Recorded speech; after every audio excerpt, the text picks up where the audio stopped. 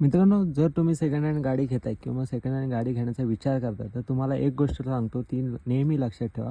ती म्हणजे की तुमच्या गाडीचे टायर.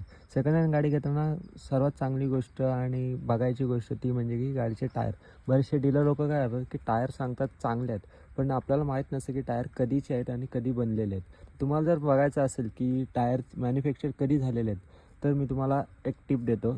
ती म्हणजे की प्रत्येक टायरवर आपल्याला इथे दिलेलं असतं हे मॅन्युफॅक्चरिंग वीक आणि मॅन्युफॅक्चरिंग इयर, म्हणजे ज्या वर्षी आणि ज्या हप्त्यात ज्या आठवड्यामध्ये हा टायर बनला आहे ह्याचं प्रत्येकाचं जे मार्किंग आहे ते दिलेलं असतं.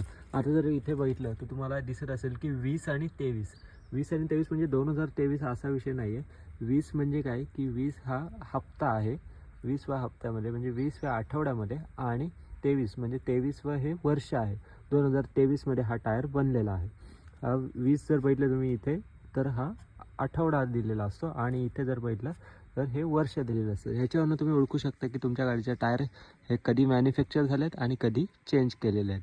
तर कशी वाटली ही छोटीशी इन्फॉर्मेशन कमेंट करून नक्की सांगा. धन्यवाद.